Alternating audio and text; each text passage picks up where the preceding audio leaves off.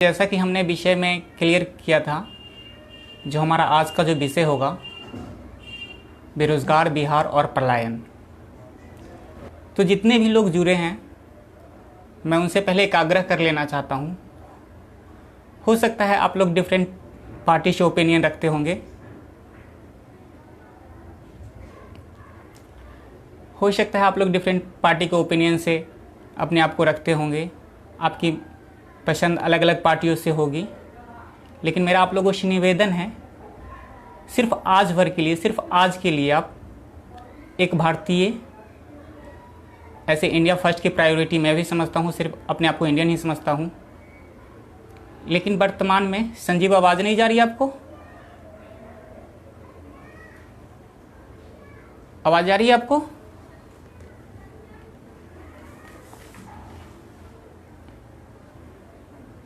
जी बिल्कुल सही। तो हम सबको कहना चाहते हैं कि आप अपने आप को एक सिर्फ एज ए इंडियन रख के यहाँ पे मेरी लाइव को सुनिएगा, क्योंकि हो सकता है अगर आप किसी पार्टी से बिलोंग्स कर रहे होंगे तो आपको मेरी लाइव हो सकता है कहीं तकलीफ़ें दें।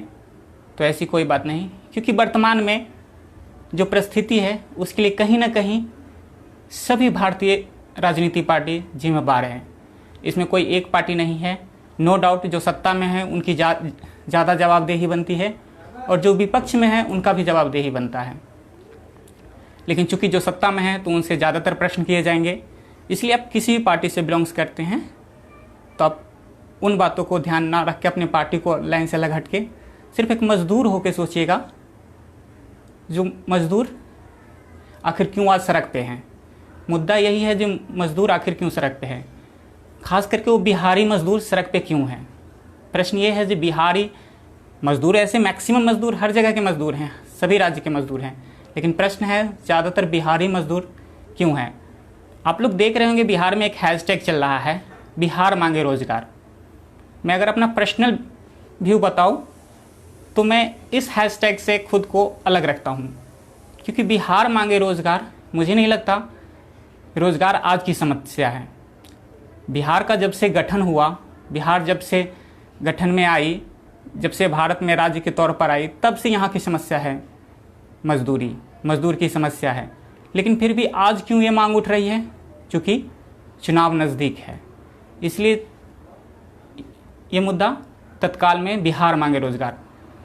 सच पूछिए तो ये जो हैशटैग चला रहे हैं उनके पास भी इसके लिए कोई रोड मैप नहीं है। अगर उनसे आप पूछ लीजिए आप कैसे रोजगार लाओगे, मांगना सबसे बड़ी हम बिहारियों में यही कमी है, जो हम मांगने पे हमेशा ध्यान देते हैं। बिहार मांगे रोजगार, किससे आप मांगोगे? वहाँ की सरकार से। वो सरकार आपको रोजगार देगी? मुझे नहीं लगता वो सरकार आपको रोजगार दे पाएगी। अगर सरकार रोजगार दे पाती तो 70 साल से दे देती आपको। तो हमें ये समझना होगा कि हमें रोजगार कैसे क्रिएट करना होगा। हमें रोजगार क्रिएट पे ध्यान देना होगा, ना कि हमें किसी से मांगना है। फर्स्ट प्रायोरिटी हमें ध्यान देना होगा कि हमें रोजगार क्रिएट कैसे किया जाए। आपको इनोवेटिव आइडिया की ज़रूरत है, ना कि किसी से मांगने की ज़रूरत है। वर्तमान में बिहार की जो स्थिति है उसके लिए कहीं ना कहीं नेशनल मीडिया और ख़ास के ये इलेक्ट्रॉनिक मीडिया पूरी तरह जिम्मेदार हैं।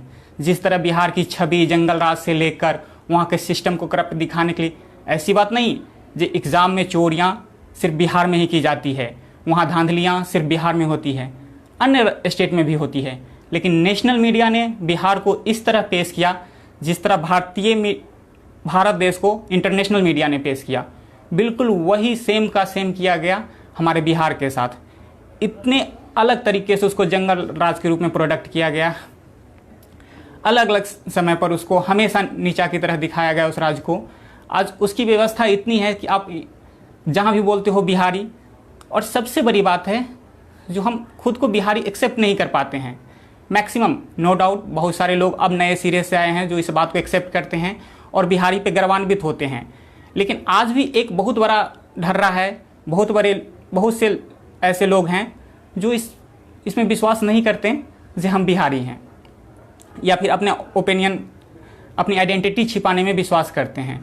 तो सबसे पहले यह है कि हमें खुद को ये जानना होगा कि हम बिहारी हैं और इस बात को आपको गर्वान्वित होना होगा। दूसरी बात जो है, जो हम क्रिएटिव आइडिया, इनोवेटिव आइडिया की हमें ज़रूरत है, ना कि किसी से मांगने की। सरकार किसी को रोज़गार नहीं देती। आज अगर कहीं रोज़गार है, आज अगर दिल्ली में रोज़गार है, आज अगर गुजरात में रोज़गार है, तो गुजराती की बदौलत है, ना कि वहाँ की सरकार की बदौलत। तो बिहारी की बदौलत बिहार में रोज़गार होगी, ना कि वहाँ की सरकार की बदौलत। ये बात हमें सोचना होगा।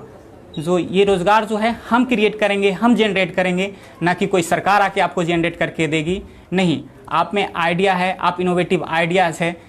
हम अक्सर जब भी मुद्दा आता है, जब भी चर्चा होती है, हम बड़े शौक से कहते हैं हम बिहारी हैं, हम आईएएस देते हैं, हम आईआईटीएन देते हैं, हम ज़्यादा नंबर पे आईएएस क्रिएट करते हैं।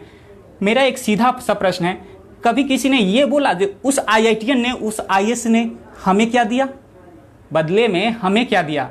सबसे बड़ा प्रश्न है जो उस आईएएस और आईआईटीएन ने बदले में बिहार को क्या दिया। ये प्रश्न नहीं है, ये कोई बहुत बड़ा गर्वान्वित का विषय नहीं है जो हम बिहारी ज़्यादातर आईएएस होते हैं, ज़्यादातर आईआईटीएन होते हैं। प्रश्न ये होना चाहिए जो वो आईआईटीएन, वो आईएएस जो बने, वो बदले में क्या लेके आए बिहारी के लिए, वो बिहार के लिए क्या किए। सबसे बड़ा बात यही है, क्योंकि बिहार से जो लोग बाहर पढ़ने जाते हैं वो लोग करते क्या हैं, वहाँ से धन का निष्कासन हो जाता है। आज मैं ही दिल्ली में रह के पढ़ रहा हूँ, तो क्या है, बिहार से धन का निष्कासन हो रहा है। वहाँ जो धन अगर मैं बिहार में पढ़ता तो ये धन कहाँ, पैसा कहाँ इन्वेस्ट होती, बिहार में। रोज़गार कहाँ होती, बिहार में। लेकिन क्या, मैं घर से बाहर हूँ और वो पैसे सपोज मान लीजिए, मैं अपना एग्जांपल देता हूँ। आज मैं पढ़ के कुछ बन गया, कहीं हो गया, मैं कहीं और सेटल हो गया, तो ये क्या होगा, जो वहाँ से मेरा धन का यहाँ मेरे ऊपर इन्वेस्ट हुआ था वो वापस फिर बिहार नहीं जाएगा, वो फिर इसी किसी राज्य में रह जाएगी, वो पटना, वो यहीं दिल्ली में रह जाएगी, गुजरात में रह जाएगी, मुंबई में रह जाएगी, महाराष्ट्र में। तो बिहार के साथ सबसे बड़ा प्रश्न है जो हम जो बिहारी बिहार से जब निकलते हैं तो फिर वो वापस नहीं जाते हैं।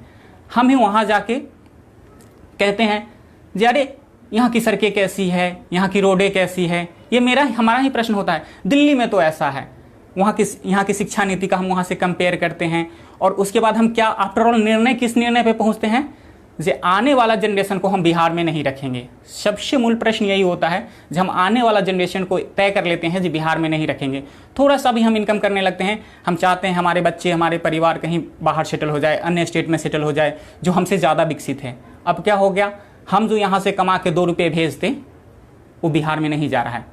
बिहार का रेवेन्यू जनरेट होगा ही नहीं, बिहार में टैक्स बढ़ेंगे ही नहीं, टैक्स के पैसे आएंगे नहीं, तो फिर सरकार विकास कहाँ से करेगी। तो उस पर भी हमें ध्यान देना होगा।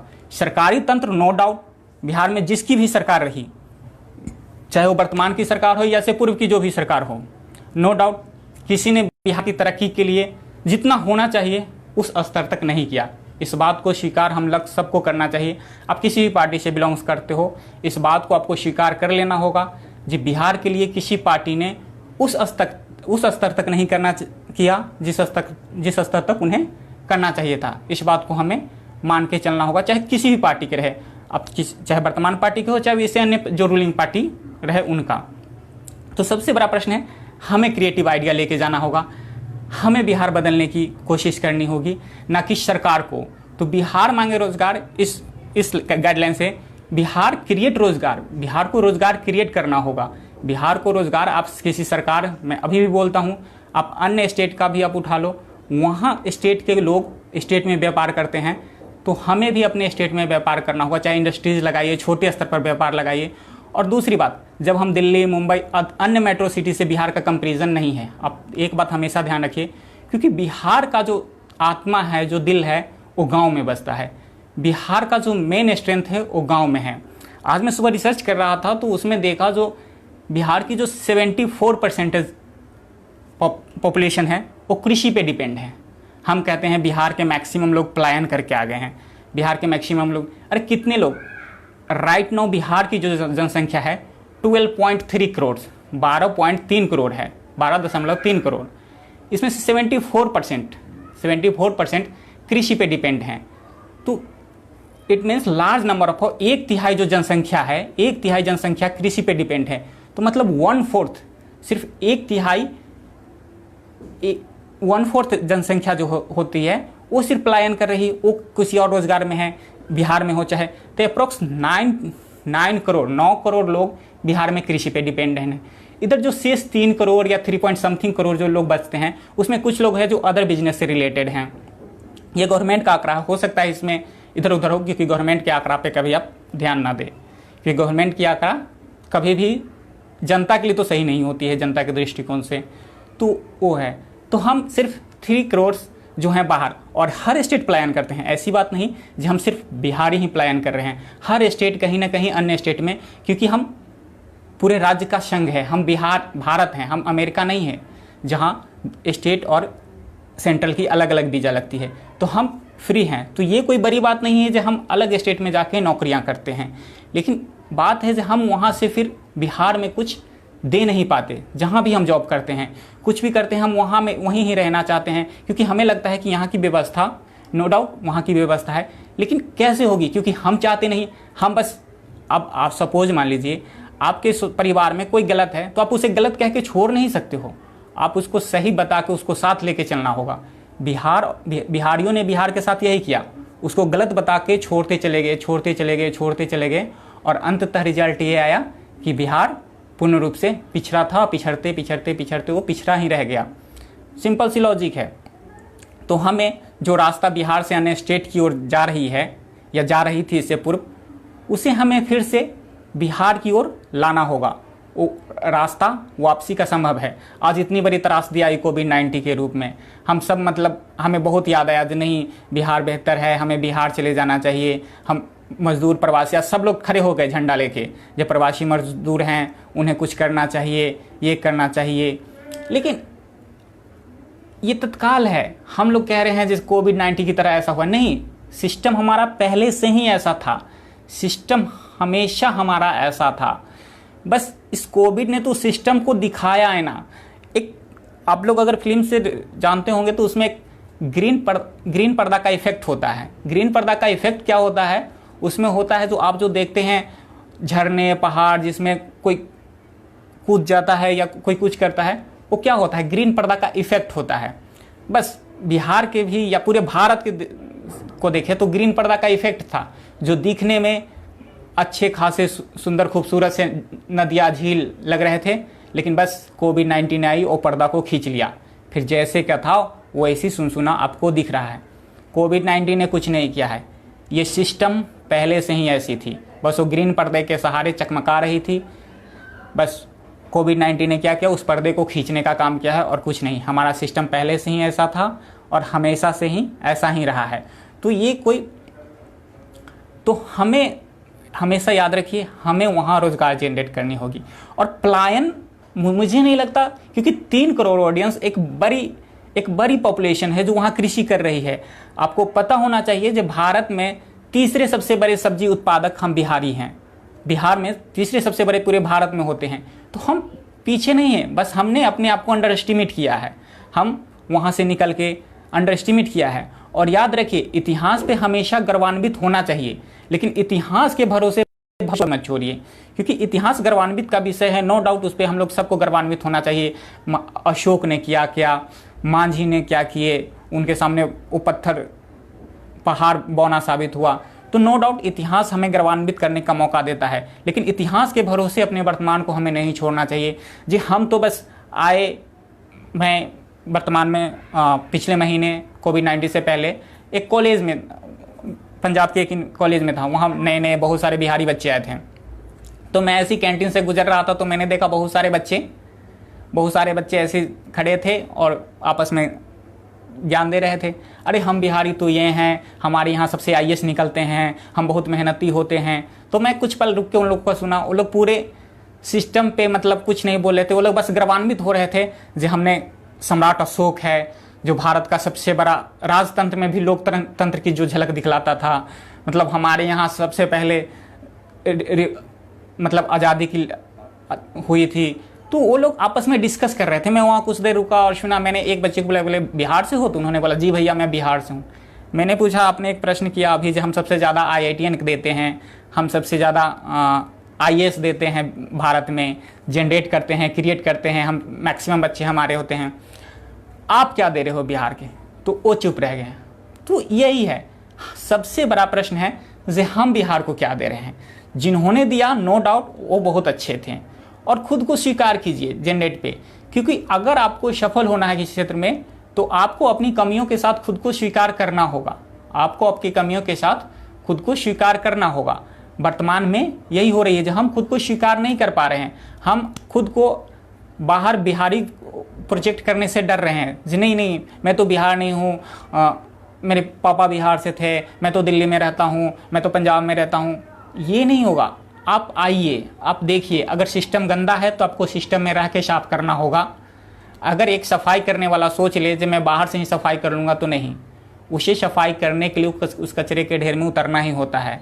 तो अगर आप चाहते हैं बिहार की तरक्की हो तो हमें बिहार में जाना होगा, हमें बिहार में अस्थायी रूप से रहना होगा, वहाँ के सिस्टम को समझना होगा। नो डाउट सिस्टम बहुत करप्ट है, उस पर नहीं कुछ बोला जा सकता, लेकिन जब तक हम उसको बदलने की कोशिश नहीं करेंगे, बस एक लंबी सी लेख, मैं भी फेसबुक लाइव आके कुछ लंबी सी बोल दूँ, तो सिस्टम ऐसे नहीं बदलने वाला।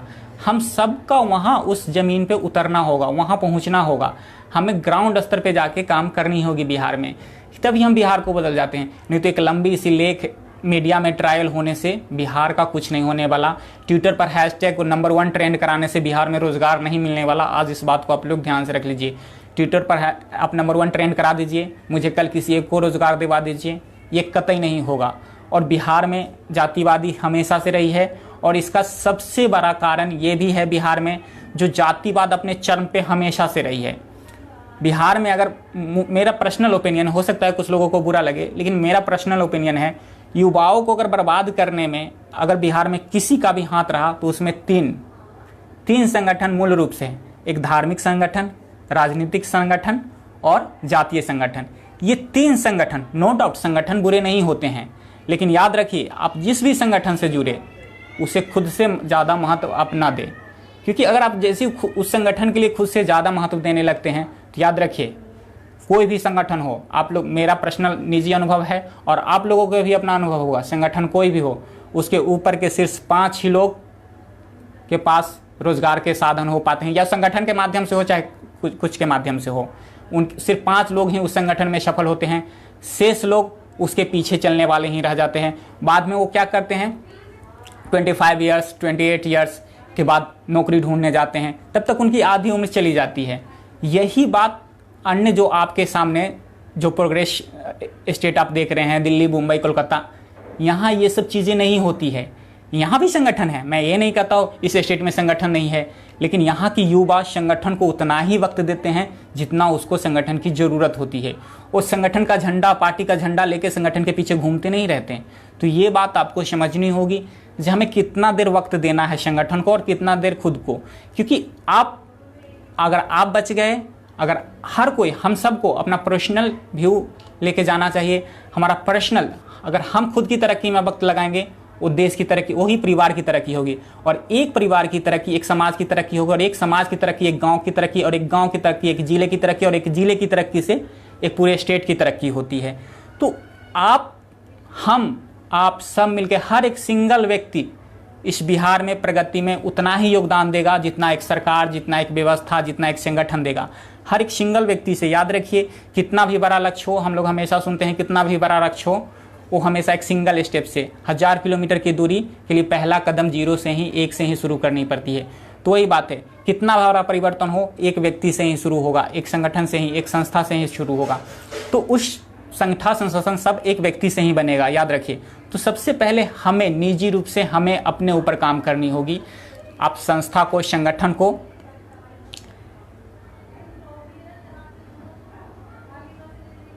अब मैं उस पर भी आऊँगा, तो आप कितना भी कुछ हो जाए तो ऐसे नहीं होने वाला है। आपको व्यक्तिगत रूप से आप क्या करना चाहते हो, आप क्या बनना चाहते हो, इस आइडिया पे, इस व्यू पे, आपको इस पे काम करना होगा। और मैं एक बार फिर से क्लियर कर दूं, संस्था, संगठन चाहे कुछ भी हो, वो जातीय रूप से हो, संगठन धार्मिक रूप से हो या पॉलिटिकल हो, सब अच्छे हैं, सब अपने तौर पर अपने दृष्टि से समाज सेवा के लिए ही आते हैं। तो इसीलिए सबके सब अच्छे हैं, लेकिन याद रखिए, हम आप सहयोगी बनेंगे इस बिहार में, तो ये हमारे बिहार के राजनीति में एक बदलाव आएगा। हम लोग को ग्राउंड स्तर से उतर के जाना होगा। ये बिहार में को ये बिहार की बेरोजगारी दूर करेगी, ना कि ट्विटर पर आप हैशटैग चला लीजिए, बड़ी सी कोई संगठन बना के आप रोजगार सरकार से मांगने चले जाइए, धरना पे बैठ जाइए। ये आप रोजगार ये लगे, हमेशा आप स्पष्ट रहिए, अपने माइंड को क्लियर रखिए जी कोई राजनीतिक पार्टी, कोई संगठन, कोई हैशटैग आपको रोजगार नहीं दिलवाएगी। आप खुद रोजगार के लिए चाहोगे, आपके अंदर खुद प्रतिभा है, आप खुद इनोवेटिव आइडियाज़ हैं, तो आप खुद रोजगार एस्टेब्लिश कर सकते हो। अच्छे बुक पढ़िए, अच्छे अच्छे लोगों से मिलिए, रोजगार जनरेट होगा। आप संगठन, संस्था चाहे कितना भी बड़ा क्यों ना हो या राजनीतिक पार्टी के सामने आप रोजगार नहीं ला सकते। रोजगार हम और आप मिलकर सिंगली जनरेट कर सकते हैं। और याद रखिए, इनोवेटिव गांव स्तर से जब भी कोशिश कीजिए, अंबानी बनने की कोशिश नहीं करना है, हमें किसी से कंपेयर नहीं करना है मुझे अंबानी बनना है। आप जो हो, मैं अजीत हूँ, मैं अजीत बन के बिजनेस करूँ। यहाँ बहुत सारे हैं, जैसे सत्यम है, संजीव है, शिवम है, किशन है, ये सब आप बन के बिजनेस करो, ना कि अंबानी बन के। वो क्या है। और हमेशा याद रखिए, आपको दुनिया को रोजगार नहीं देना, आपको पूरा बिहार को रोजगार नहीं देना, आपको सिर्फ अपने गांव में रोजगार जनरेट करना है। और मैंने पहले ही बताया, हमें जब भी सफल होना आता है, चाहे किसी भी क्षेत्र में हो, आपको हमेशा अपनी मजबूती पे काम करनी होती है। तो हम एक बात आप हमेशा क्लियर समझिए, जो आप मुंबई नहीं हो सकते, आप महाराष्ट्र नहीं हो सकते, आप गुजरात नहीं हो सकते, आप दिल्ली नहीं हो सकते, नहीं, आप बिहार हो, बिहारी ही रहोगे। तो बिहार के स्ट्रेंथ को आपको समझना होगा। बिहार की स्ट्रेंथ कृषि है, तो आपको जब भी काम करना होगा, जब भी कोई बड़ी योजना बनानी होगी, तो उसको कृषि को ध्यान में रख के ही बनानी होगी। बेशक आप पानी पी ले सकते हैं, आपको कृषि को ध्यान में रख के ही आपको उस योजना को बनानी होगी। क्योंकि वहाँ मूल रूप से 75% ऑफ लोग जो हैं, 74% ऑफ लोग हैं, जो पॉपुलेशन वहाँ का कृषि पे डिपेंड है। तो आपको जब भी कुछ नया क्रिएटिव होगा, क्रिएटिव आइडिया है, तो आप किसान को ध्यान में रख के कीजिए। आई थिंक वो ज़्यादा सफल होगा। और आप कोशिश कीजिए जो गांव स्तर पर, पंचायत स्तर पर आप रोजगार जनरेट करें, ना कि पूरे बिहार स्तर पर, पूरे डिस्ट्रिक्ट स्तर पर आपको जनरेट करने की नहीं। और एक डाटा है, पता नहीं ये डाटा सही है गलत, जे लोग बोल रहे थे अप्रोक्स 40 लाख लोग पलायन करते हैं या बाहर के लिए रोजगार ढूंढते हैं। ये डाटा हेरफेर हो सकती है, कोई 30 लिखते हैं, कोई 35 या कोई 40, जितने भी, आखिर मान लीजिए 30 लाख भी लोग बाहर रोजगार के लिए पलायन करते हैं, बाहर रोजगार के लिए जाते हैं। बस सबको रोजगार के लिए नहीं सोचना है, सबको व्यापार के लिए नहीं सोचना है। बस मैं चाहता हूं उसका 10%, सिर्फ उसका 10% लोग भी व्यापार के लिए सोच ले, इनोवेटिव आइडिया सोच ले, रोजगार जनरेट करने के बारे में सोचे। सबको नहीं सोचना है। शेष जो 90% लोग रोजगार के लिए सोचे, लेकिन सिर्फ 10% लोग रोजगार जनरेट करने के बारे में सोचे। 10% लोग अगर जनरेट करने के बारे में, और 10% लोग में हर एक बंदा सिर्फ 100 लोगों की नौकरी देने के बारे में सोचे। मैं नहीं कहता हूँ जी एक बंदा मल्टीनेशनल कंपनियां बनाए या बहुत बड़े स्तर की कंपनियां बनाए, उसमें 5,000 वर्कर काम करे, नहीं, आपको सिर्फ 100 वर्कर के लिए रोजगार जनरेट करनी है। ये आइडिया के साथ है, एक छोटे स्तर पर आइडिया बनाइए। आपको बहुत बड़े स्तर पर बम फोड़ने की जरूरत नहीं, एक छोटे से स्तर पर आप आइए, छोटे से स्तर पर जनरेट कीजिए, और आप सब इसके भागीदारी बनिए, तभी बिहार आगे बढ़ेगा। नहीं तो ऐसे हम हैशटैग ट्रेंड करवा के और किसी भी राजनीतिक पार्टी पे, तो ये जान लीजिए, अगर राजनीतिक पार्टी को आपके लिए रोजगार लानी पड़ती तो चीज़ें कब की आ जाती। अरे बिहार में क्या नहीं है, राजगीर जैसे धरोहर हैं, ऐतिहासिक धरोहर है। राज्य सरकार कभी देखे आपने कहीं बड़ी सी होर्डिंग लगाई हो, आइए राजगीर में आपका स्वागत है, ये हमारा ऐतिहासिक धरोहर है, उसको कभी एक बहुत अच्छे स्थल की जगह पर प्रोजेक्ट की। नरेंद्र मोदी सरकार ने एक स्टैचू लगा दिए इनका, पटेल साहब का, और रोज कितने करोड़ का जनरेट कर रही है रेवेन्यू। जब भी कोविड-19 के बाद वो खुलेगी, रेवेन्यू जनरेट कर रही है। बिहार में क्या है, नहीं है। अगर सिर्फ बोध गया को आप छोड़ दे, जो थोड़ी बहुत वहाँ प्रोजेक्ट हुई है, वैशाली महावीर का जन्मस्थल, उसको हमने प्रोजेक्ट ही नहीं किया ऐतिहासिक धरोहर के रूप में। आज जाओ जर्जर अवस्था में वो चीज़ें, वहाँ लोग आएंगे क्यों सैलानी आपको देखने, वो भी रेवेन्यू का एक है। लेकिन हम करते नहीं, वो रेवेन्यू जनरेट कर ही नहीं रहा है, हमने कभी उसको प्रोजेक्ट ही नहीं किया। तो ये है, कहते हैं जिस धरती से या जिस सीमा से सटके समुद्र हो, नदी हो, वो काफ़ी प्रोग्रेसिव राज्य होता है, वो काफ़ी प्रोग्रेसिव राज्य होता है। लेकिन बिहार के तो मध्य से बीचों बीच गंगा निकलती है, क्यों नहीं वो प्रोग्रेसिव है? हमने जनरेट ही नहीं किया।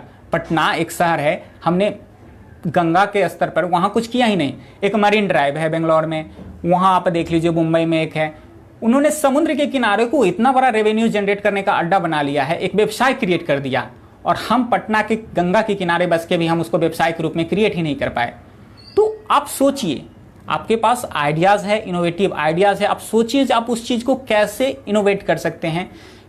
क्योंकि रोजगार मांगने जाओगे तो रोजगार ही सिर्फ एक नौकर ही बनोगे, लेकिन अगर आप रोजगार देने जाओगे तो ऑनर भी बनोगे और प्लस में आप अपने लोगों को रोजगार भी दे सकते हो। तो ये बहुत बड़ा पॉइंट है, हमें रोजगार जनरेट करनी होगी, ना कि बिहार मांगे रोजगार। ये ट्रेंड आप मांगते रहो, आज राजनीति है, 6 महीने बाद ये ट्रेंड चलेगा, फिर यही लोग, ये जो आज आपके पीछे, जिसके पीछे आप नंबर 1 ट्रेंड करवा रहे हो, जिसके पीछे खड़े हो, इन लोगों से आप पूछ लो जाके, इनके पास कोई रोड मैप है बिहार में रोजगार कैसे देनी, कोई इंफ्रास्ट्रक्चर, कोई स्ट्रक्चर आप हमें बता दो, किस बेसिस पर रोजगार आप दोगे इतनी बड़ी जनसंख्या को, जो बिहार से बाहर से प्लान करके 40 लाख जो भी हो, 30 लाख ही हो, अब क्या है इसके लिए रोजगार का? इनके पास कोई प्लान नहीं है।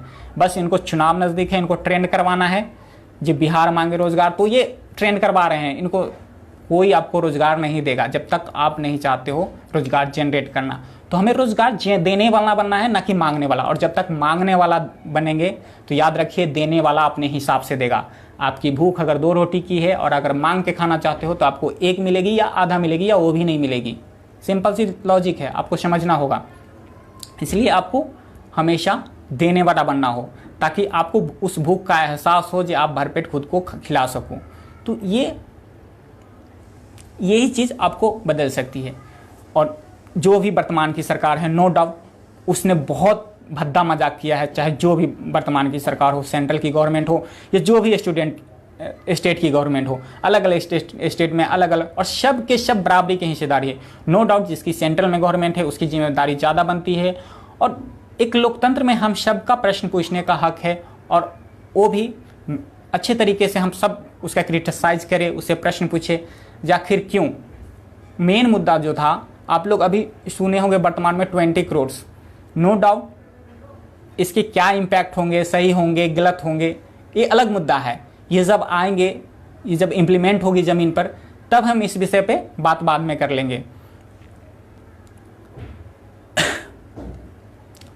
इस मुद्दा पे हम लोग बाद में बात कर लेंगे जी, इस योजना का क्या इम्पैक्ट पड़ेगा भारतीय लोगों पे और कितने सारे रोजगार जनरेट कर लेंगे। लेकिन आई होप जो वर्तमान की सेंट्रल गवर्नमेंट है, मुझे जहां लगता है वो सिर्फ एक एंकरिंग, खुद को एक एंकर के रूप में प्रस्तुत करती है, हर चीज़ को बड़े से बवंडर के रूप में पेश करना चाहती है, अपने हर योजना को लाइक ए एंकर। आप देखते हो कोई रियलिटी शो में एंकर जैसे आता है, एक बहुत बड़े तरीके से किसी को इंट्रोड्यूस कराता है, now I would like to call this that.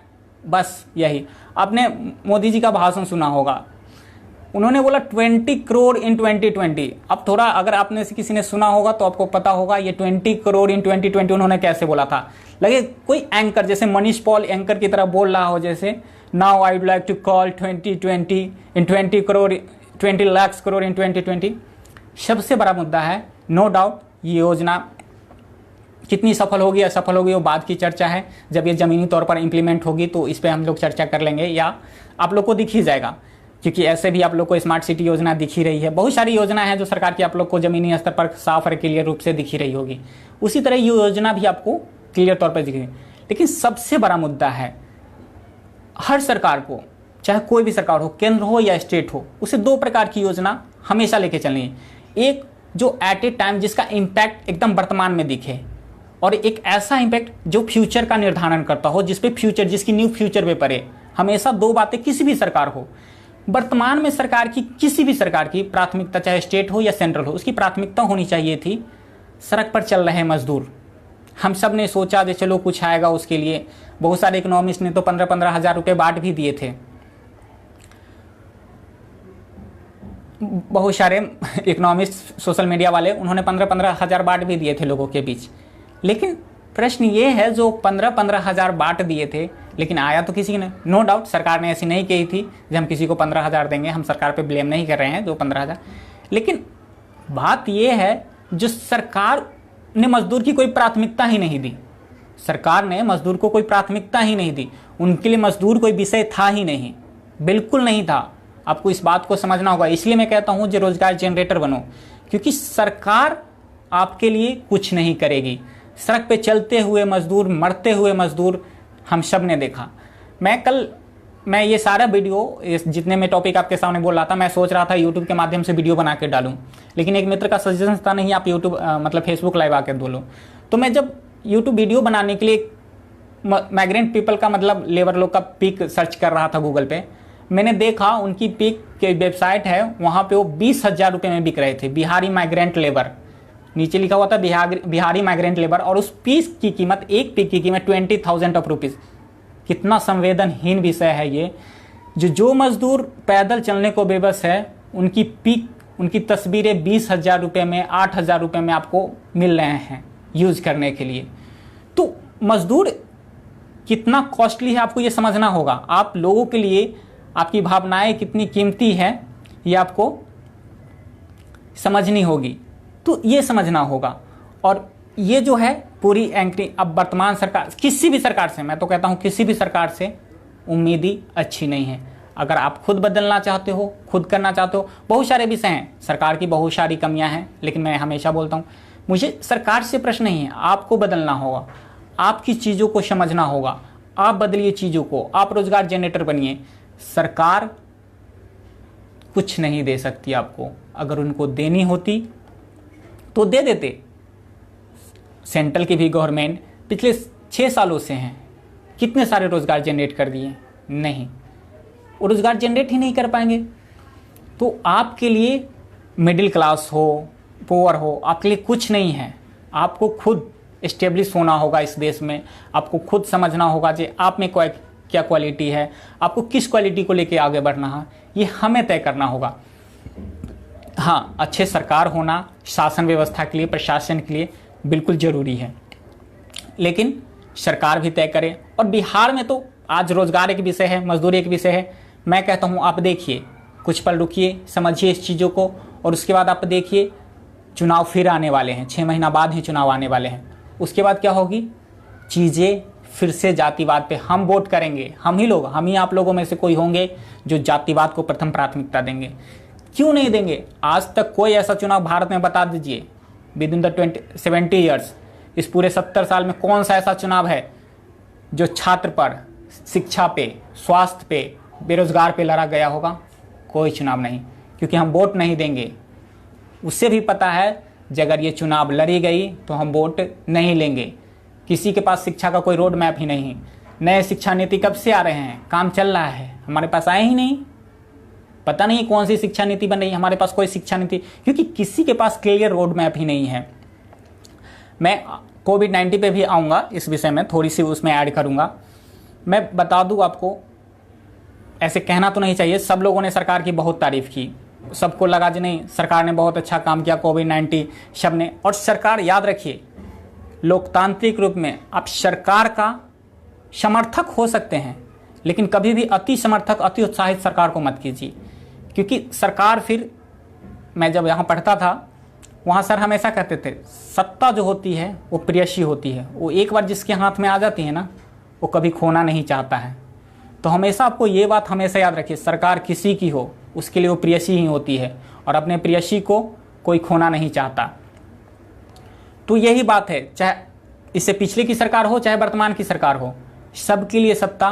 कोई लाख कह ले मैं झोला उठा के चल दूं, साहब कोई नहीं जाने वाले झोला उठा के।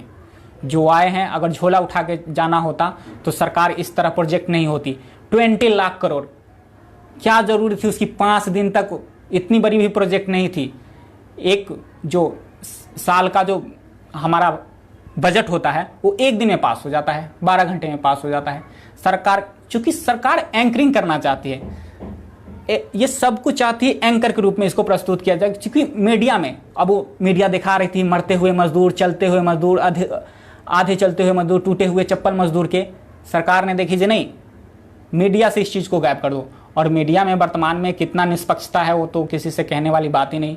हम सब लोग जानते हैं मीडिया कितना निष्पक्ष काम कर रही है वर्तमान की, वो हमें कहने की ज़रूरत नहीं। आप सब लोग अपने अपने स्तर से तय कर ही लेते हैं जो मीडिया कितना निष्पक्ष है वर्तमान की। तो उन्होंने क्या किया, 5 दिनों तक निर्मला सीतारमण जी, हमारी जो फाइनेंस मिनिस्टर है, वो आती पहले उसी चीज़ को, उसी स्कीम को इंग्लिश में बताती। फिर आते हमारे अनुराग ठाकुर साहब, वो उसी स्कीम को हिंदी में बताते। अरे तो मीडिया को हो तो ना, मीडिया तो ऐसे भी ट्रांसलेटर की अच्छा भूमिका कर लेती है। वो हिंदी मीडिया वाले हिंदी में सारे चीज़ को बताते हैं, इंग्लिश मीडिया वाले इंग्लिश में बताते हैं, चाहे आप हिंदी में बोलो या इंग्लिश में बोलो, उनका काम है दोनों चीज़ को अपने तरीके से। लेकिन नहीं, चूँकि सरकार को ये लंबा डड्डर चलाना था, पूरे 5 दिन तक पूरा स्टेज शो चला, लोग उसमें थे जो आज हमारे लिए कुछ आएगा, आज हमारे लिए कुछ आएगा, आज हमारे लिए कुछ आएगा। आपके लिए कुछ नहीं आया, और ना कभी आपके लिए, अगर आप इस उम्मीद में बैठे हैं जो आपके लिए कुछ आएगा, आपके लिए कुछ नहीं आएगा। तो थोड़ा सा रिलीजियस पॉलिटिक्स से, एक बहुत अच्छी बात मैंने कहीं पढ़ी थी, राजनीति में धर्म का होना वो राजनीति के उत्थान का कारण होता है। याद रखिए, राजनीति में अगर धर्म हो तो राजनीति के उत्थान का कारण बनता है, वो देश के उत्थान का कारण बनता हो।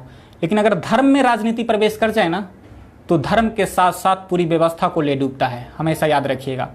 तो वर्तमान में कहीं ना कहीं मुझे लगता है ये जो राजनीति है जो धर्म में जा रही है, धर्म में राजनीति नहीं, राजनीति में धर्म का समावेश नहीं हो रहा है, धर्म में राजनीति का समावेश हो रहा है।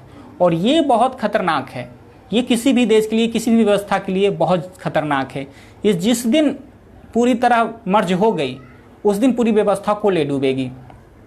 आप छोड़ दीजिए ना, चुनाव फिर से आएंगे, देखिएगा किसके पास मुद्दा होता है, अच्छे शिक्षा का, अच्छे स्वास्थ्य का, किसी के पास कोई मुद्दा नहीं है। हम फिर से बैठ जाएंगे, आराम से बैठ जाएंगे। बिहार जैसे स्टेट में एक चमकी बुखार आती है तो 200 लोग मर जाते हैं, और नेशनल मीडिया को खबर होती है 7वें दिन, जब मौत की आंकड़ा 200 के पार कर जाती है, तब मीडिया में होती है जो बिहार में चमकी नामक बुखार भये। तो हम इतने प्रोग्रेसिव राज्य में रह रहे हैं जहां मीडिया तक ट्रायल भी नहीं पहुंच पाती कि हम कितने लोगों को, हमारे कितने लोग चले गए हैं, कितने लोग, और सरकार को, सेंट्रल गवर्नमेंट को तो पता ही नहीं चलता जे कब तक हम, मतलब बिहार में चमकी बुखार से कब हुई, क्या हुई, वो तो स्टेट गवर्नमेंट को पता नहीं, सेंट्रल को क्या पता चलेगा। हम समझ ही नहीं पाते इस बुखार को क्या नाम देना ही। कुछ लोग कह रहे लीची खा के मर गए, कुछ नहीं, व्यवस्था ही इतनी गंदी है जो हम समझ ही नहीं पाते। और याद रखिए, आपके रहने ना रहने के किसी सत्ता से कुछ नहीं होने वाला। गरीब के नाम पर, आप हमेशा याद रखिए, गरीब के नाम पर सिर्फ सत्ता बनाई जाती है, बस वो बन गई, उसका गरीब के लिए कुछ नहीं होता, मजदूर के लिए कुछ नहीं होता, मध्यवर्गीय के लिए कुछ नहीं होता। आपको लगता है आपके लिए कुछ होता होगा, लेकिन वास्तविकता यही है जो आपके लिए कुछ नहीं होता। ये व्यवस्था, एक सरकार आई थी, मैं उस समय शायद जन्म नहीं लिया होऊंगा, लोग कहते हैं, जिन्होंने नारा दिया था गरीबी हटाओ। अगर गरीबी हट गई तो ये सड़क पर चल रहे कौन है? एक सरकार आई है जिन्होंने कहा था हम हर एक मजदूर को, चप्पल वाले मजदूर को फ्लाइट में देखना चाहते हैं। साहब, ये चप्पल वाले मजदूर फ्लाइट में थे तो ये सड़क पे कौन है? प्रश्न दोनों से पूछा जाएगा, ये सड़क पर कौन है? एक ने अगर गरीबी हटा दी तो ये आज क्यों है? अगर एक ने फ्लाइट की व्यवस्था कर दी गरीबों के लिए तो ये सड़क पे मर रहे मजदूर कौन है? प्रश्न आप दोनों से पूछिए, निष्पक्ष होकर पूछिए। आप हम सब किसी न किसी एक समय में किसी न किसी व्यक्ति के लिए, किसी न किसी व्यवस्था के लिए, किसी न किसी सरकार के लिए जिस वक्त वोट देते हैं समर्थक ही होते हैं। सिंपल सी बात समझिए, हम सब जब वोट दिए होंगे किसी न किसी पार्टी के समर्थक ही होकर वोट दिए होंगे एक पल के लिए। लेकिन याद रखिए, जैसे ही आप वोट देते हैं उसके बाद आपका हक बनता है, आपकी दायित्व बनती है जब आप उससे प्रश्न पूछे। याद रखिए, सरकार आपके पिता नहीं होता है, सरकार आपका बेटा होता है। प्रश्न पूछने का आपका पूरा हक होता है। सरकार, आप समझिएगा, बस मैंने कॉन्ट्रैक्ट पे बेसिस पे कर दी, ऐसा कभी नहीं होता है। तो आप जब सरकार चुनते हैं तो उससे प्रश्न पूछने का हक रखिए और डरिए नहीं, आप प्रश्न पूछिए। लोकतंत्र में आपका प्रश्न पूछने का पूरा हक है। समर्थक बनिए, नो डाउट, एक समय तक समर्थक रहिए, लेकिन जब मुद्दा किसान का हो, जब मुद्दा व्यवस्था का हो, जब मुद्दा देश का हो, जब मुद्दा मजदूर का हो, तब आप उस सरकार से प्रश्न पूछ सकते हैं जिस सरकार को, और आप अगर वोट देते हो तो आपका तो और हक बनता है आपसे पूछने का। लोकतंत्र में किस सबके बराबर का हक है, चाहे वोट दो या नहीं, लेकिन अगर आप इस हक से वोट दिए हो जो मैं इससे काम लूँगा, तो आपका और दोगुना हक बनता है जो सरकार से पूछे, जहाँ मैंने इस उद्देश्य के लिए, इस व्यवस्था के लिए वोट दिया था, मुझे इस व्यवस्था का और आपका हक बनता है। लेकिन ये नहीं होता है वर्तमान में। हम या तो हमारे आपके अपने विचार नहीं रह गए, मैं अजीत, मेरा अपना कोई निजी विचार नहीं है। अगर मैं वर्तमान सरकार का क्रिटिसिज्म कर दूं तो मैं किसी का चमचा हो जाऊंगा किसी के नज़र में। अगर मैं वर्तमान सरकार का समर्थन कर दूं तो मैं किसी के नज़र में अंधभक्त हो जाऊंगा। मतलब मेरे में, अजीत करमवीर का अपना कोई विचार रहा ही नहीं, हमारा अपना कोई विचार होता ही नहीं। हम बस या तो इधर वाले के हैं या उधर वाले के हैं, आपके अपने विचार कुछ नहीं हैं। तो ये सबसे मार्मिक बात है। आप किसी भी विचार से, किसी भी विचारधारा से आप रहते हैं, सारे विचारधारा को आपको सम्मान करना चाहिए, क्योंकि हर किसी को कहीं ना कहीं हो सकता है आपका नज़रिया दूसरा हो सरकार के प्रति, मेरा नज़रिया दूसरा हो सरकार के प्रति।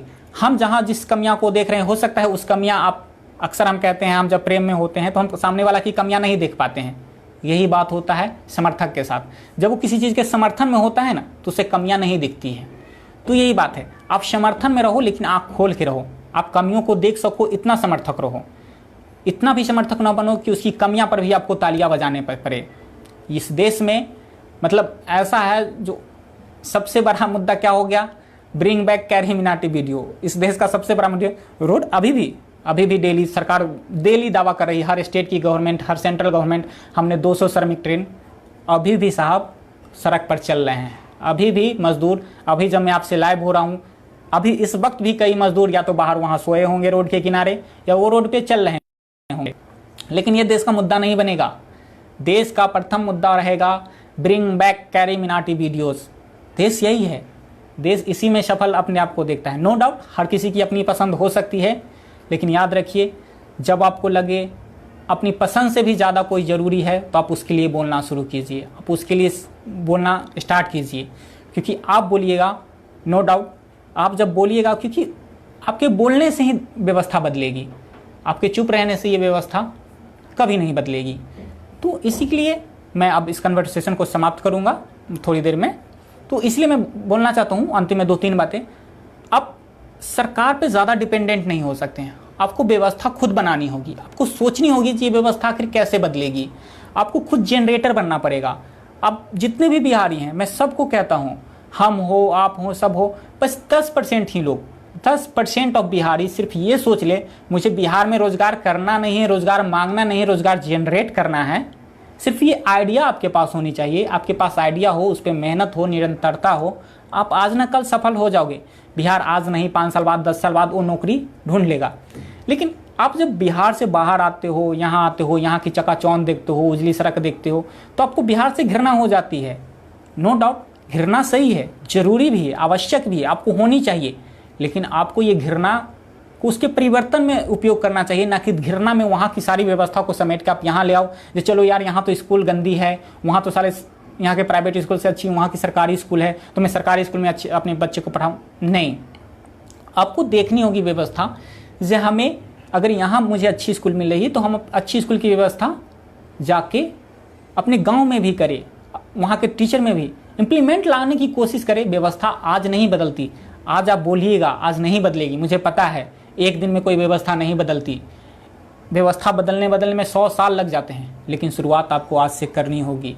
आप आइएगा, आपने अगर स्कूल में व्यवस्था इंफ्रास्ट्रक्चर डेवलप कीजिएगा, कोई आएगा टीचर डेवलप करेगा, लेकिन आज कोई शुरुआत करेगा ना, सब छोड़ते चले जाएंगे, हम बिहार को छोड़ते चले जाएंगे। अरे व्यवस्था अच्छी नहीं है, चलो वहाँ सड़क अच्छी नहीं है, यहीं रहते हैं, यहीं गाड़ी निकाल लेते हैं, वहाँ नहीं यहीं छोटी सी रूम ले लेते हैं, यहीं से 100 गज के प्लॉट में घर बना लेते हैं। ये व्यवस्था धीरे धीरे आपको गाँव से अलग कर देगी। फिर आपका कोई हक नहीं बनता, मेरा कोई हक नहीं बनता जो हम बिहार को बोले सरकार वहाँ की नकम्मी है, सरकार कुछ नहीं करती है, क्योंकि हमने सरकार तो इसलिए चुना ही नहीं था। हमें कोई हक नहीं बनता, क्योंकि सरकार ने, हम तो उस मुद्दे पे चुनते ही नहीं है। हम जिसकी बाद में डिमांड करते हैं सरकार से, जो हमें ये चाहिए, हमें रोजगार चाहिए, हमें ये चाहिए, हम सरकार को उस मुद्दे पर कब चुने हैं? सरकार को हम उस मुद्दे पे कभी नहीं चुनते हैं।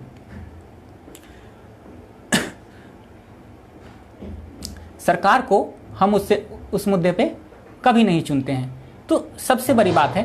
और योजना, एक सारे हैं जो पूछ रहे हैं PMKVY क्या है। देखिए, योजना सरकार बहुत बनाती है, बहुत सारी योजनाएं आई है, लेकिन क्या उसका इम्प्लीमेंटेशन सही हुआ है? सबसे बड़ी बात है इम्प्लीमेंटेशन। सरकार हर किसी के पास है, सरकार तो 2 रुपये के राशन भी बांट रही है, क्या उससे सब लोग के पेट भर जा रहे हैं? नहीं। तो आप योजना को नहीं कह सकते हैं, उसका इम्प्लीमेंटेशन आप कितने अच्छे से करवा पाते हो, ये सबसे बहुत ज़रूरी है, ये ज़रूरी है।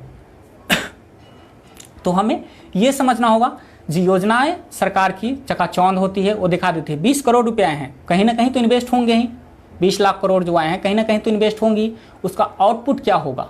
सबसे बड़ा बात है आउटपुट पर। और अभी इस पर मैं कोई मतलब पूर्वाग्रह से ग्रसित नहीं हूँ जो पहले ही किसी योजना को पहले से ही आपके सामने कह दूँ जी नहीं ये सफल नहीं होगा, ये असफल होगा, ये चाहे जो भी हो। नहीं, ये योजना जब आएगी हम फिर उस पर बात करेंगे। और किसी पे भी पहले जजमेंट करना मूर्खता ही होती है, मुझे ऐसा लगता है। जो किसी पे भी पहले एक पूर्वाग्रह से ग्रसित होना, किसी पे पहले जजमेंट कर देना जी योजना सफल हो जाएगी या असफल हो जाएगी, ये पूर्वाग्रह से ग्रसित होती है। तो मैं ऐसी किसी बात नहीं करूँगा जी योजना चलेगी या नहीं करेगी, नो डाउट सब करेंगे। इससे पहले भी सरकार की एक योजना आई थी, वो शायद किसी को दे रही थी, मतलब पैसे दे रही थी 5,000 रुपये। जब इन्होंने पूछ लिया तो मैं बताता हूँ सरकार की योजना कैसे चलती है। वो सरकार 5 लाख रुपये आपको नए इनोवेटिव रोजगार के लिए दे रही थी। नो डाउट जिसके पास रोजगार है, जिसके पास अपने रोजगार में इन्वेस्ट कर सकते हैं। होता क्या था, मैं एक मित्र की मतलब उन्होंने मुझे बताया जी भैया पैसा मिलता कैसे है। उन्होंने मुझे बताया जी एक तो आप यहाँ के बैंक में हम लोग जाते हैं, बैंक में बात करते हैं जी पैसा हमें चाहिए, तो बैंक तो आपको सीधे तौर पे मना कर देते हैं जो पैसा नहीं है। सिंपल सी बात समझिए, बैंक आपको सीधे तौर पे कहते हैं मेरे पास पैसे नहीं है। फिर उनको क्या होता है, एक मीडिएटर को ढूंढना पड़ता है जो बैंक से पैसे आपको दिलाने में सहायता करे। अब मीडिएटर का डील होता है जी नहीं भाई आपको अगर 5 लाख चाहिए तो उसमें 50,000 की कमीशन बनती है। लोगों को लगता है भाई सरकार की पैसा मेरी थोड़ी है, लोगों को ये भी नहीं पता जी पैसा उसी की है। नो डाउट उसको पता भी होता है, लेकिन तत्काल में वो इतना ना मेंटल रूप से अपने आप को सेटल किए हो रहता है तो पैसे सरकार की है। हम सब जानते हैं योजना लाती है सरकार की है, अबे वो सरकार की योजना नहीं है, वो तुम्हारे पैसे की योजना है। इस बात को हमें समझना होगा। वो किसी सरकार ने आपको दान में नहीं दी है। ये मजदूर की ट्रेन चल रही है 20 लाख करोड़, सरकार ने पैसे छाप के आपके लिए नहीं दिए हैं, ये पैसे आपको ही हो। आपको इस माइंड मेकअप को निकाल लेना होगा सरकार आपके लिए कर रही नहीं, वो आप ही के पैसा से आपके लिए कर रही। इस मेंटालिटी को हमेशा जिंदा रखिएगा अपने अंदर। तो सरकार का सपोर्टर बनने में थोड़ा सा सहायक होगा जिस कितना सपोर्ट किया जाए। हम ये सिर्फ मान लेते जितनी सरकार ही हमारा माए बाबू है वही हमारे लिए गलत हो जाती है। तो उन्होंने, मैं आता हूं मुद्दे पे, उन्होंने क्या बताया, जब उन्होंने मीडिएटर ढूंढा 50,000 हुए। अब नो डाउट उसमें बैंक मैनेजर का कितना कमीशन था, उस मीडिएटर का कितना कमीशन था, उसके 4.5 लाख रुपए उसके हिस्से में चले गए। वो 4.5 लाख रुपए रख के खुश थे।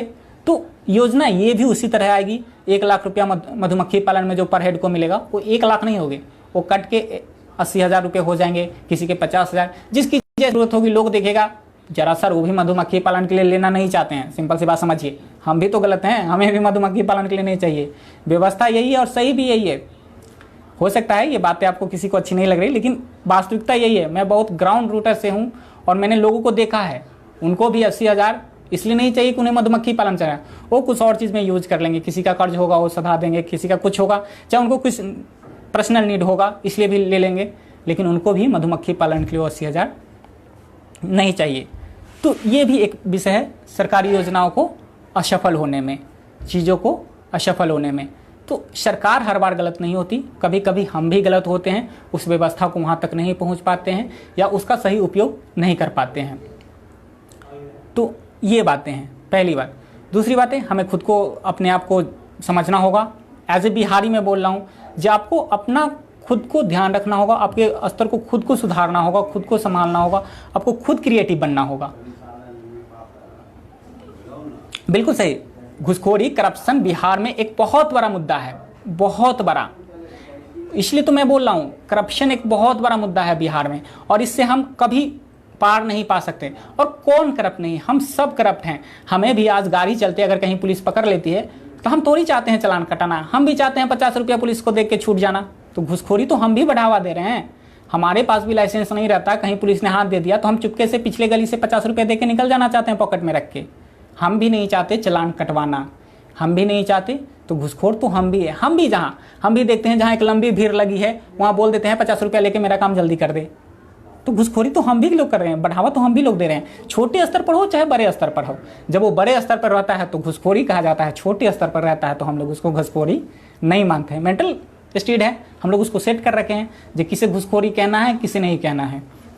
नो डाउट हर कोई यहाँ थोड़ी ना बहुत घुसखोरी कर ही रहा है, सिंपल सी लॉजिक है। और ये पूरी तरह किसी व्यवस्था से नहीं हटाई जा सकती, कहीं ना कहीं थोड़ी ना बहुत ये रहेगी ही। हाँ, लेकिन बिहार पे ये स्तर काफ़ी बढ़ के है, इस पर भी लोगों को काम करना चाहिए, व्यवस्था को थोड़ी बहुत सोचनी चाहिए, और इस पे भी लोग आज न कल बदलेंगे, आई होप, उम्मीद पे पूरी दुनिया है, हम लोग भी उम्मीद करते हैं बिहार भी कल बदलेगा, व्यवस्था भी बदलेगी, दिल्ली जैसी सड़कें भी होंगी, स्कूल भी होगी, अदर मेट्रो सिटी की तरह मेट्रो भी होगी वहाँ, वो भी एक मेट्रो सिटी में। लेकिन मैं जो पहले बोल चुका हूँ, जो आपको हमेशा अपने स्ट्रेंथ पे काम करना है, तो वो स्ट्रेंथ आपको देखना होगा और गांव स्तर पर छोटी छोटी चीज़ों को हमें करना होगा। तो वही बात है, समझिए, क्योंकि आपसे किसी को नहीं पड़ी है। सरकार सिर्फ गरीबी मध्यवर्गीय नाम पे बनेगी, लेकिन आपके लिए कुछ नहीं करेगी। इस व्यवस्था को आपको समझ लेना होगा कि सरकार आपके लिए कुछ नहीं। आप अगर कुछ अपने लिए कर रहे हो वही आपके लिए ही सही है, समाज के लिए भी सही है, परिवार के लिए सही है, देश के लिए सही है। जब तक आप कुछ कर रहे हो, आप किसी सरकार से उम्मीद लगाए बैठे हो, ये उम्मीद ही आपकी गलत है। कुछ लोग बता रहे थे कि मतलब सरकार ने मतलब कोविड-19 में, सरकार ऐसे पूरी तरह इस कोविड-19 को, मुझे लगता है, जहां मेरा निजी विचार है, पूरी तरह सरकार असफल रही है। सरकार हमेशा के एक वक्त एक बात बोलती है, जो लॉकडाउन एकमात्र विकल्प था, लॉकडाउन एकमात्र विकल्प था। सच पूछिए तो ये जो लॉकडाउन शब्द है ना, पूरी सरकार क्या, भारत में कुछ ही लोग होंगे जो भारत के परिप्रेक्ष्य में ये शब्द पहली बार सुने होंगे, जो लॉकडाउन भी कोई शब्द होता है और ये पूरी व्यवस्था पे लगाई जा सकती है। तो पहला बात तो सरकार को ये पता नहीं था जे, और हर देश का अपना एक व्यवस्था होता है, अपना एक स्ट्रक्चर होता है। हम नियम को हर किसी पर एज इट इज अप्लाई नहीं कर सकते, जैसे को तैसा हम नहीं लगा सकते। जो चलो चीन ने जैसा लॉकडाउन लगाया हम अपने भारत में लगा दें, अमेरिका ने जैसा लॉकडाउन, चाहे अलग इटली ने जैसा लॉकडाउन लगाया हम पूरे व्यवस्था पे लगा दें, नहीं। हम लॉकडाउन हम अपनी व्यवस्था को देख के, हम अपना सामाजिक स्ट्रक्चर को देख के लगाते हैं लॉकडाउन। सरकार की मुझे जहाँ तक लगती है गलती वहीं हो गई।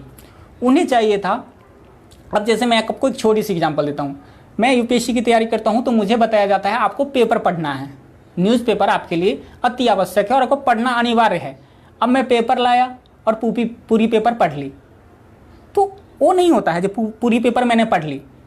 यूपीएससी के बच्चे को बताया जाता है आपको कौन से पृष्ठ पढ़ने हैं, कौन से लोगों की बयान पढ़ने हैं, कौन सी लोगों की जो इन्फॉर्मेशन है वो पढ़नी है, वो पहले क्लियर कट बता दिया जाता है। जब आपको एडिटोरियल पेज पढ़ना होगा, आपको फाइनेंस मिनिस्टर या देश के कोई भी बड़े मंत्री बोले उनका बयान आप पढ़ो, विदेश मंत्रालय का बयान पढ़ो, और उससे जो निचोड़ होता है आपको एडिटोरियल पेज पढ़ना जरूरी है। तो ये बहुत अति आवश्यक है, आप ये पढ़ो। उसी तरह लॉकडाउन का भी होना चाहिए था। हम आए एक बार, क्योंकि हमारे पास हमें ये पता है सरकार के पास इतनी बड़ी मैकेनिज्म है, वो चीज़ों को कंट्रोल कर सकती है। उसके पास पता है जो कितने पुलिस है, कितने सेना है, कितने लोग हैं, उसको सब कुछ पता है, कितने मध्यवर्गीय हैं, कितने गरीब हैं, किस पे कितना इम्पैक्ट हो सकता है। सरकार को सारे डाटा होते हैं सरकार के पास, तभी तो सरकार में होते हैं, तभी हम आम लोग होते हैं। जब उस डाटा का आप सही जगह पे उपयोग ही नहीं कर पाए, एक डाटा के अनुसार जब भारत में लॉकडाउन लगाई गई तो 460 लोग थे, 460 लोग। हमने क्या किया, पूरे भारत में लॉकडाउन लगा दिया। अब सपोज मान लीजिए बिहार का एक जगह है पटना में अगर 10 केस निकले और नीतीश कुमार कह दे हम पूरे बिहार को लॉकडाउन कर रहे हैं, मैं कहता हूं वो लॉकडाउन पूरी तरह सफल हो जाएगा। उनको चाहिए जो पूरा पटना को ही लॉक कर दे, न कोई पटना में आ सकता है न कोई पटना में जा सकता है, पूरी पटना में ही सारे जरूरत की चीजें घर घर सप्लाई होने लगे, पुलिस व्यवस्था अच्छे से उसको कंट्रोल, क्योंकि एक सिर्फ पटना है, हमें पता है पटना का पॉपुलेशन कितना है, जनरेशन कितना है, हम उसको उतना आराम से कंट्रोल कर सकते हैं। लेकिन हम जब करेंगे जी नहीं पूरे बिहार को हम लॉकडाउन करते हैं, तो फिर पुलिस तंत्र हमारा कमजोर हो जाएगा, हम उसको इंप्लीमेंट सही से करवा ही नहीं पाएंगे, लोग इधर से उधर निकल ही जाएंगे, लोग जाएंगे ही, फिर वो जो वहाँ 10 थे वो इधर आके 5 हो जाएंगे, फिर उस डिस्ट्रिक्ट में 6 हो जाएंगे, और व्यवस्था धीरे धीरे धीरे धीरे ऐसे ऐसे बढ़ते जाएगी।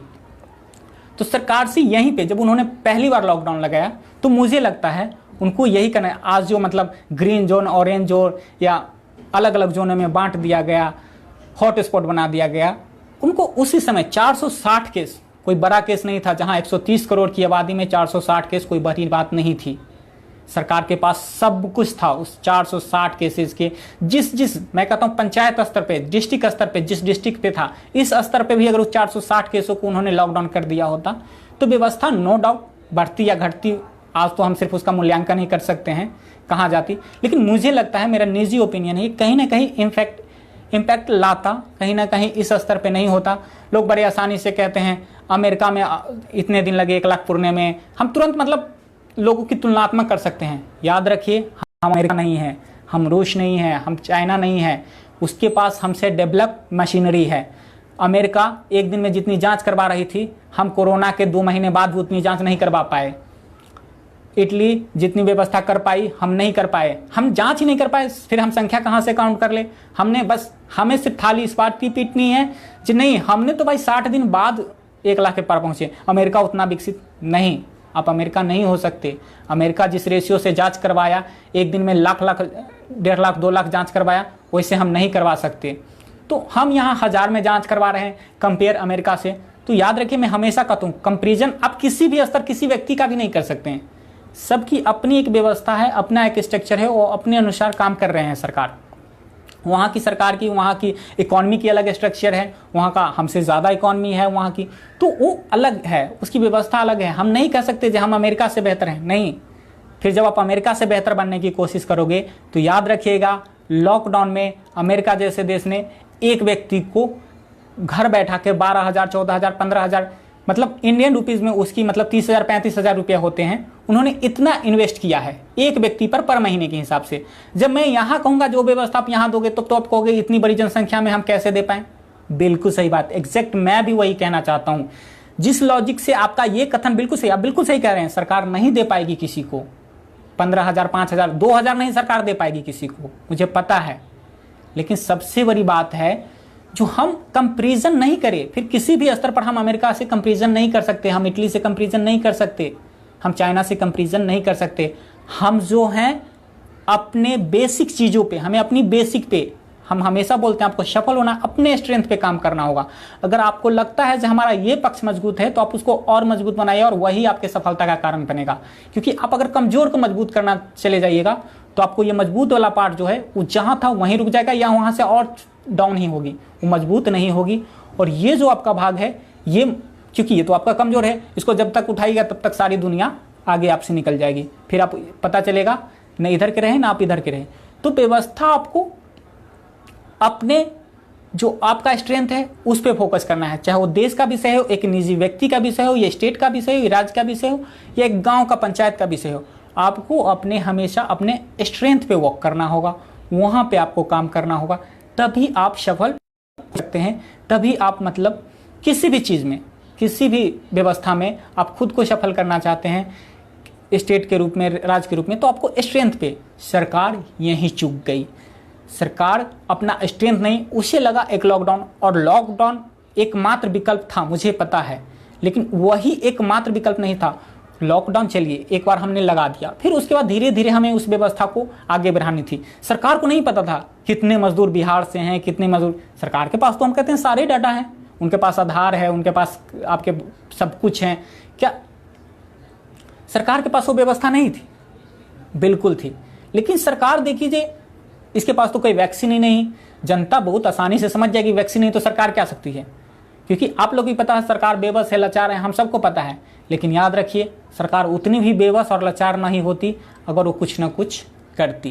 लेकिन सरकार पूरी तरह से, बड़े आसानी से हम कह दें हमने अंदर ये किया, जो हम अंदर करते हैं वो बाहर दिखना चाहिए। अगर मैं अगर आपके सामने ये दावा करूं, मैं डेली रात में 12 घंटा पढ़ता हूं, तो रिजल्ट में मेरा दिखना चाहिए। सफल असफल बात की बात है, लेकिन वो मेरा परफॉर्मेंस दिखना चाहिए। अगर वो परफॉर्मेंस में त्रुटि है तो आपकी मेहनत पे, आपकी काबिलियत पर प्रश्न चिन्ह डेफिनेटली उठनी चाहिए, और लोगों को उठानी भी चाहिए। ये मेरा मानना है निजी रूप से। हो सकते हैं आप अपनी पार्टी से ओपिनियन नहीं रखते, जो आपकी सरकार ने बहुत अच्छी काम की। सरकार आपकी मेरी नहीं है। भारत में जो भी सिलेक्टिव गवर्नमेंट है जो इलेक्ट होके आती है, वो पूरे भारत की सरकार होती है, सबकी सरकार होती है। तो ये हमारा प्रश्न है। ठीक है, मैं पानी पी लूँगा। तो बस अब थोड़ा ख़त्म ही करूँगा, बहुत लंबी हो रही है कन्वर्सेशन। तो हमारा जो विषय है यही है, हमें बिहार के लिए सोचना है, देश के लिए सोचना है। तो उसके पहले हमें खुद के लिए सोचना होगा कि हम अपने आप को किस स्तर पर ला के रख सकते हैं, हम अपने आप को लाकर कहाँ। और आप जिस भी स्टेट से हो, जिस भी, पहले वहाँ के होने का आपको गर्व करना होगा। आपको इस विषय वस्तु से आपको कनेक्ट करना होगा, जी वही मेरी पहचान है, वही आइडेंटिटी, और आपको वहाँ जाके इन्वेस्ट करना होगा उस चीज़ों पे। तभी आप उस चीज़ को आगे ले जा सकते हैं, उसको आगे बढ़ा सकते हैं। नहीं तो अगर आप उस पर गर्व नहीं करते, आप उस विषय पे गर्वान्वित नहीं होते हैं जी आप क्या कर रहे हो, आप किस स्टेट से हो, तो ये विषय आपके लिए, आप कभी भी किसी को भी दोष दो, कोई सरकार की, कोई व्यवस्था की, आप उस व्यवस्था से, आप उस सरकार से कुछ नहीं ले सकते हो, कुछ नहीं पा सकते हो। आप खुद को बदलिए, व्यक्तिगत रूप से, निजी तौर पर अपनी क्षमता को बढ़ाइए। अपनी क्षमता आपकी परिवार की क्षमता बनेगी, आपकी परिवार क्षमता आपकी समाज की क्षमता बनेगी, समाज की क्षमता आपकी गांव की क्षमता पंचायत की, पंचायत की क्षमता आपके प्रखंड की, प्रखंड अनुमंडल में जाएगा, अनुमंडल डिस्ट्रिक्ट में तब्दील होगा, और हर डिस्ट्रिक्ट मिलके एक स्टेट का गठन होता है, तो आपका स्टेट आगे आएगा। तो व्यक्ति रूप से हम, थैंक यू, पापा ने पानी दिया।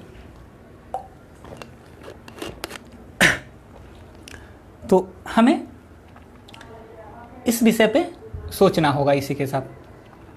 तो चलिए, आई थिंक आज का कन्वर्सेशन काफ़ी लंबा हो गया, पता नहीं कितने लोगों को बुरा लगा होगा, कितने लोगों को अच्छा लगा होगा, लेकिन मैं फिर भी जाते जाते एक ही बात करूँगा, आप किसी भी पार्टी से, किसी भी संस्था से, किसी भी कोई भी संगठन से, पंथ से, कहीं से बिलोंग्स करते हो, याद रखिए, आपको जब लगे हमें गरीब पे समस्या है तो आपको बोलना होगा, आपको जब लगे आपको मजदूर को सताया जा रहा है तो आपको बोलना होगा, आपको प्रश्न पूछना होगा हर एक व्यवस्था से जो उस समय सत्ता में है, हर उस सत्ता से, हर उस लोग से, हर उस व्यक्ति से आपको प्रश्न करने का पूरा हक है जिसको आपने वोट दिया है। ये डेमोक्रेटिक है, और आप प्रश्न नहीं पूछिएगा तो फिर आपका कोई हक नहीं जो आप बाद में कहे जी नहीं आपने मेरे लिए काम नहीं किया। समर्थक बनिए, कुछ भी बनिए, पार्टी का बहुत अच्छी बात है, हम सब किसी न किसी का समर्थक होते हैं, निजी रूप से, व्यक्तिगत रूप से, वो आपका निजी होता है, तो आप वो बनिए, लेकिन जब आपको लगे यहाँ प्रश्न पूछना चाहिए, फिर अगर सत्ता में बैठे आपके पिता भी क्यों ना हो तो आपको उनसे प्रश्न पूछना चाहिए, जी हाँ हमने आपको इसलिए इलेक्ट किया था, क्योंकि इलेक्ट किया है तो आपको उस काम की जवाबदेही देनी होगी। आपके पास ऑप्शन भी हमेशा रहते हैं, इसीलिए आप लोग हमेशा, हाँ फिर नहीं, मैं सोच रहा हूँ अब मैं अपने YouTube चैनल से इस तरह के जो भी मुद्दे होंगे उस पर वीडियो बना के आप लोगों के बीच निरंतर सप्ताह में वीकली, हर वीक को एक संडे या सैटरडे या संडे को डालता रहूँगा। इसी के साथ आप सभी लोगों का इतने ध्यान से सुनने के लिए और इतने लंबे देर तक बने रहने के लिए धन्यवाद, बहुत बहुत धन्यवाद। सभी को मेरा प्रणाम, थैंक यू सो मच हमसे जुड़ने के लिए, और अपने अपने